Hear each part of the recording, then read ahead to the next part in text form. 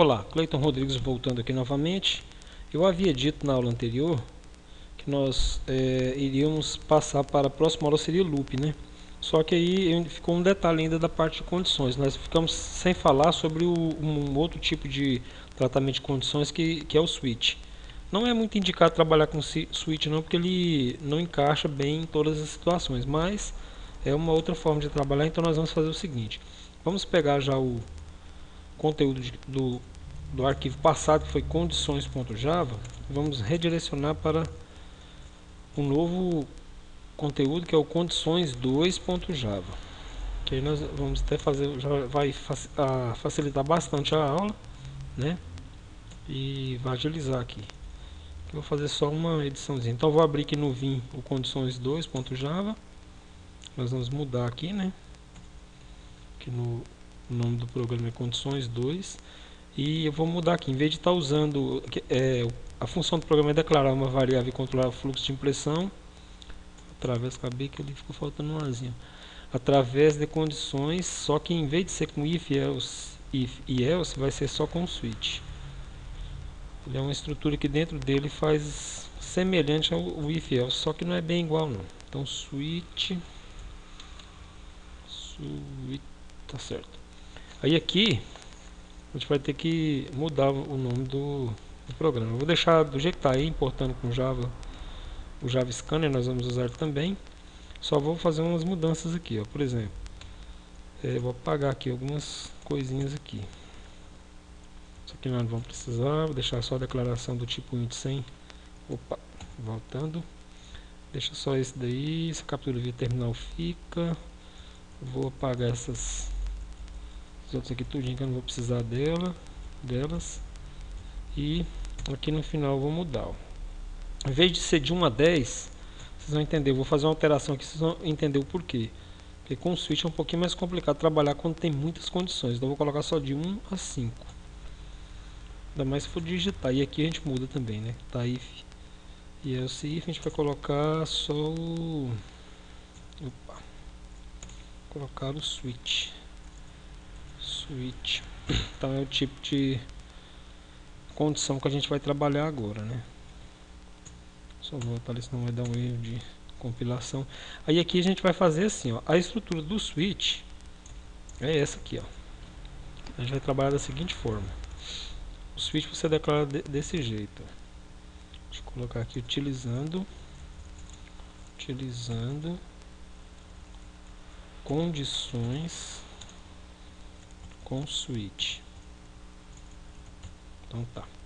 Aí a gente trabalha com o switch da seguinte forma: você coloca, né, a palavra reservada switch, e entre parênteses a gente vai colocar qual que é a variável que a gente vai tratar, no caso é num.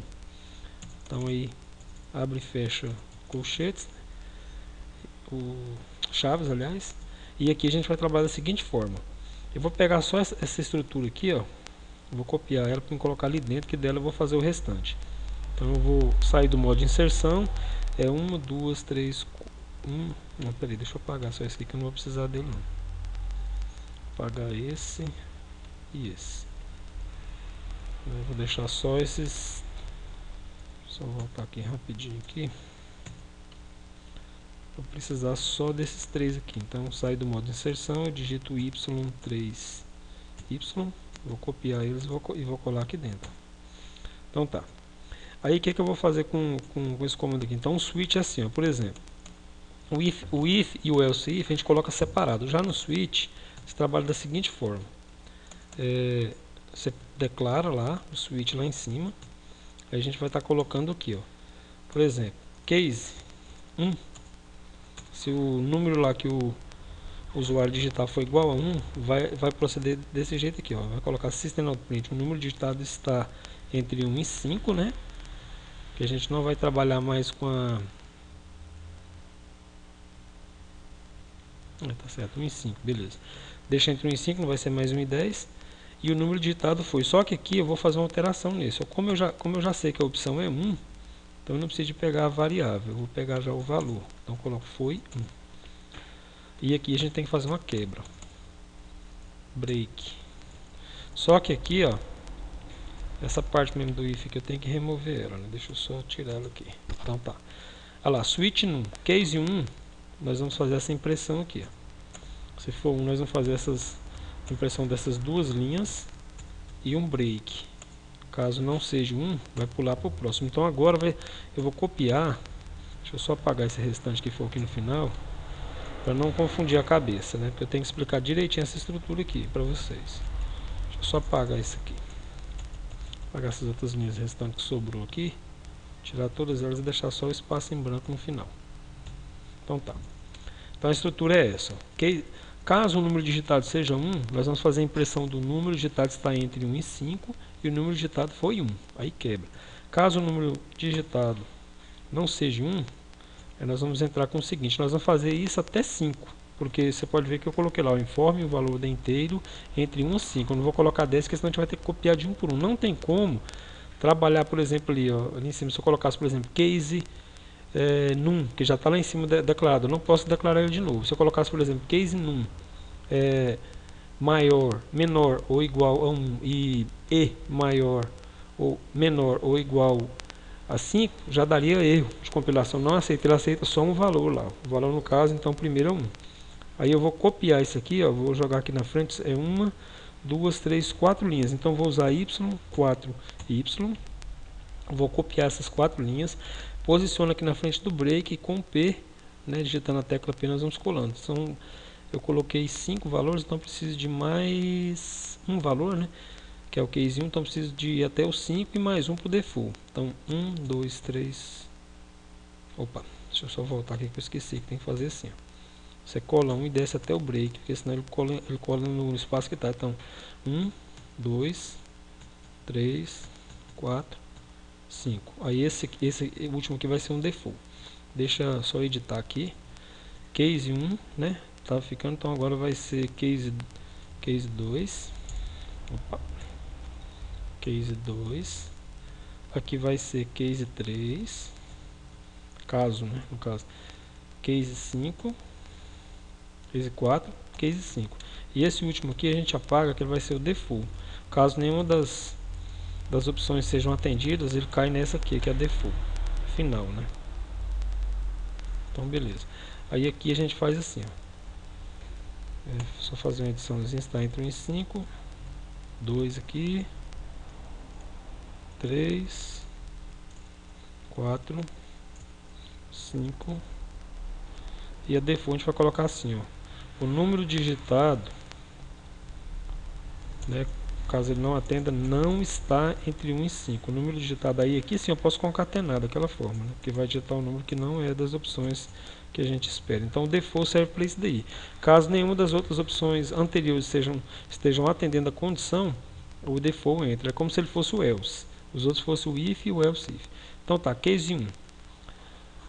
Beleza, tranquilo, default, tal, não foi, beleza, não foi digitado. Então a gente vai fechar aqui, vou mostrar para vocês o funcionamento do programa e vou voltar explicando. Nós vamos compilar, né, condições 2.java e vamos aguardar aqui a gente fazer a execução do programa. Então aqui eu tiro esse Czinho aqui, Java condições. Ela informe valor da inteiro entre 1 e 5. Vou colocar 3. Está lá, imprimindo dados controlados por condição switch. O número digitado está entre 1 e 5. O número digitado foi 3. Vamos jogar outro. Vamos colocar 1. Olha lá, o número está entre 1 e 5. O digitado foi 1. Vamos fazer novamente. Agora eu vou colocar o 2. O digitado foi o 2.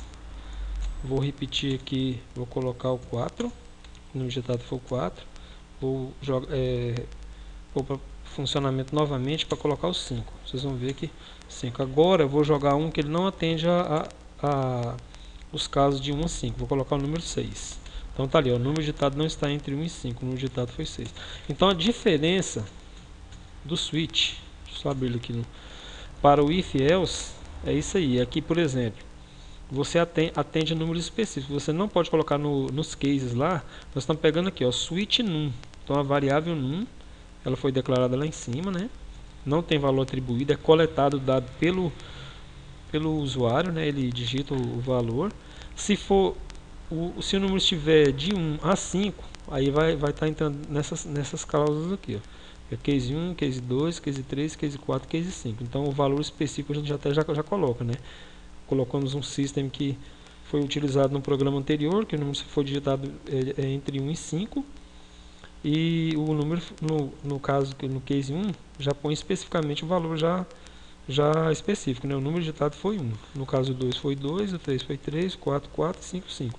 E se não atender nenhuma dessas condições aí anteriores, aí cai no default. E o default ele faz o que? Ele imprime que o número não foi digitado entre 1 e 5 e mostra o número que foi digitado, fazendo a concatenação com o valor da variável coletada.